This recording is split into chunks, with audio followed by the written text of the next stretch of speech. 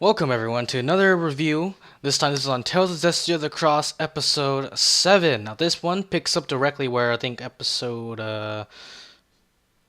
4 left off. Yeah, I don't know how to like a little mini brain fart. But yeah, we get the conclusion of the giant dragon tornado which dissipates after Soray or so I don't know how to say his name. Slay?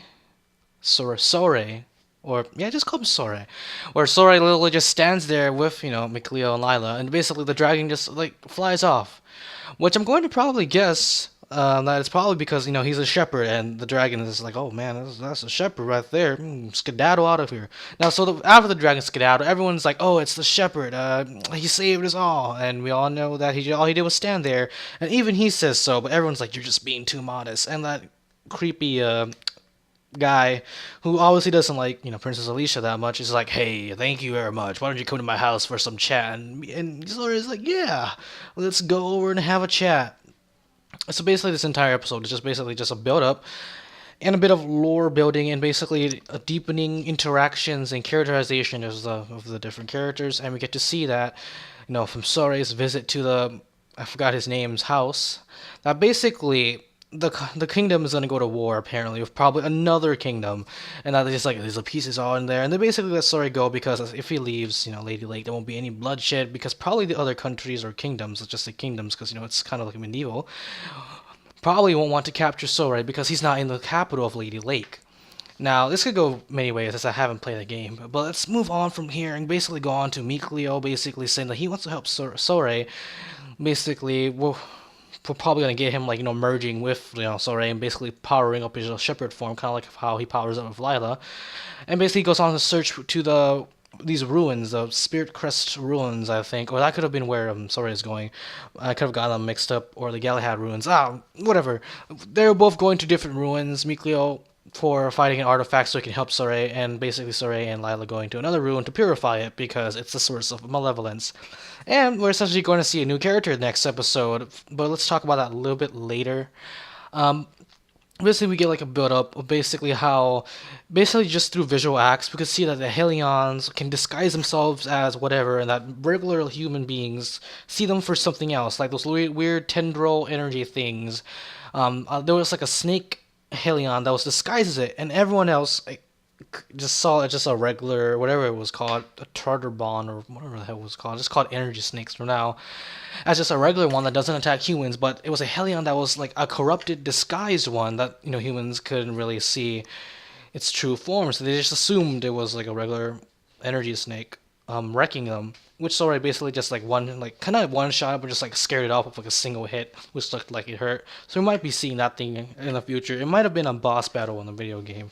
Since I'm thinking in the video game's terms, something like that. It's essentially a boss battle. Basically we get like the whole journey thing. We see Mikleo, different parts of his journey, how he encounters like a different Helion, and how he's like travels through like the world.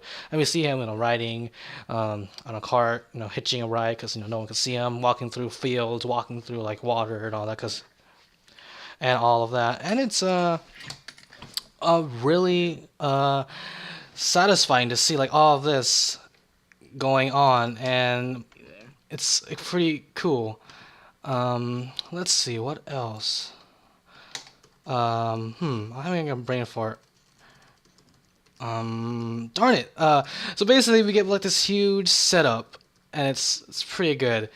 Let's see what else. Oh yes. There isn't much I can talk about this episode. It's essentially just characterizing the build-up. We get to see how and all of that. So, darn it! I'm having such a big brain fart right now. But let's just conclude this reveal, this episode with we're gonna see some new characters, or a character from the the preview thing that this episode did. So basically, I'm just going to sign out right now.